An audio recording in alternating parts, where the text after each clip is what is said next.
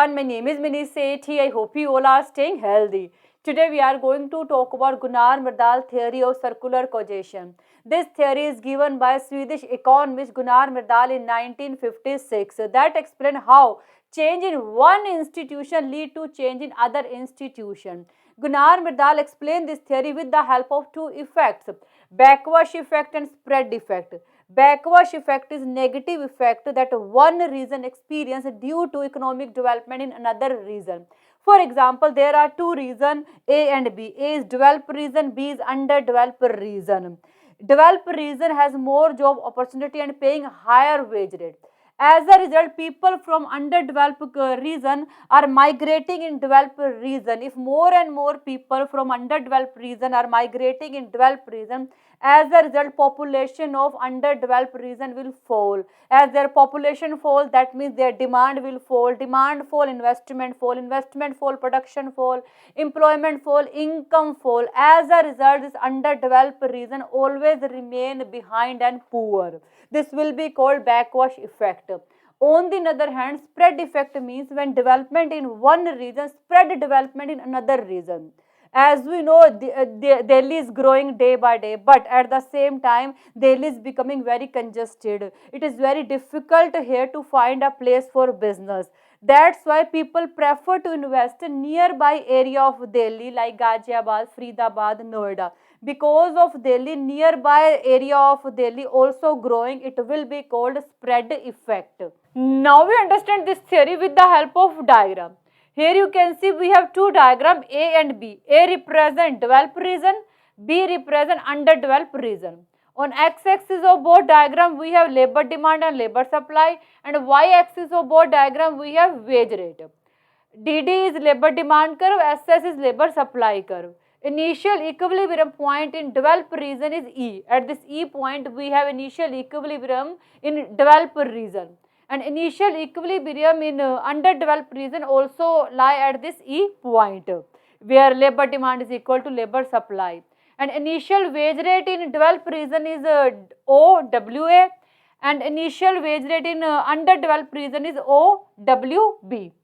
Initially we assume development in both region is same. That's why wage rate also same in both region.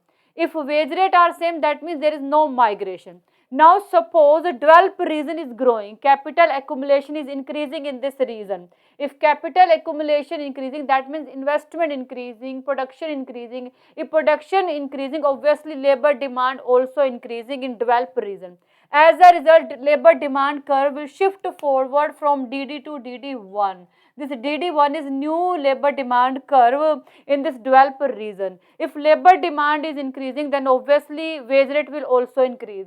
Now wage rate has increased from WA to WA1, and new wage rate in a developed region is OWA1. You can see WA1 wage rate is more as compared to WB wage rate. Wage rate in underdeveloped region are still same WB, but wage rate in developed region has increased.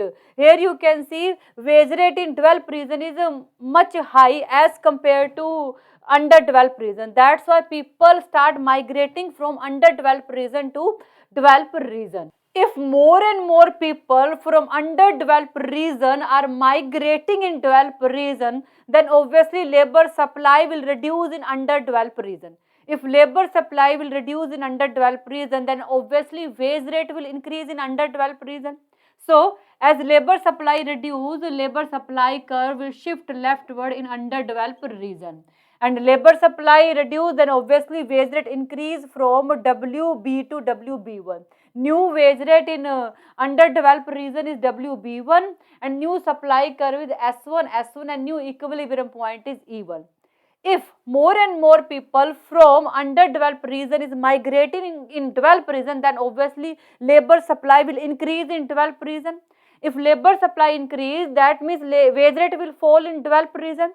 As a result, you can see labor supply curve will shift forward, and new supply curve in developed region is S1, and because labor supply increase, as a result wage rate will fall from WA to WA2. New wage rate in developed region is WA2, and new supply curve is S1 and new equilibrium point is E2. Now here you can see wage rate has increased in underdeveloped region because labor supply has reduced, and this increase in wage rate is only short time period, only for few time period. But wage rate has fall in developed region because labor supply has increased.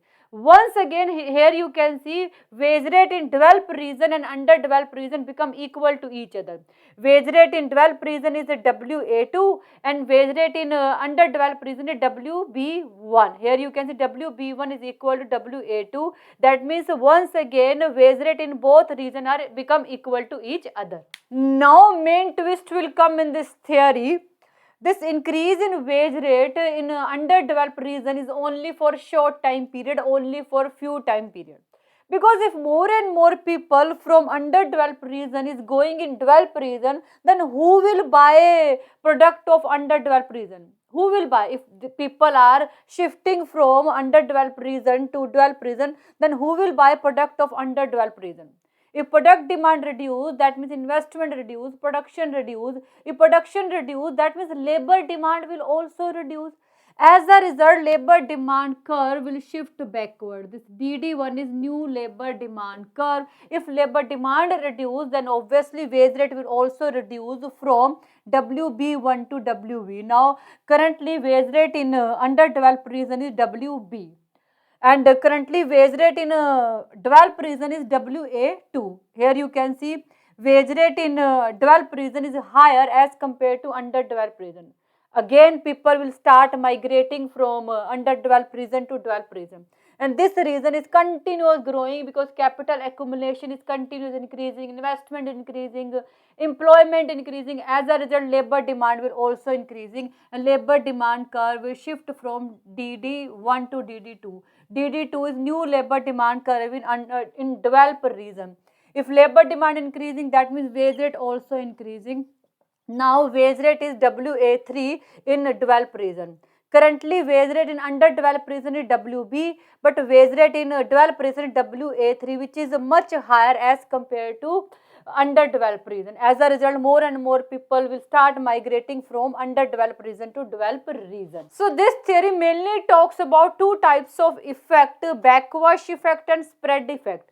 Backwash effect is negative effect that one region face due to growth of other region.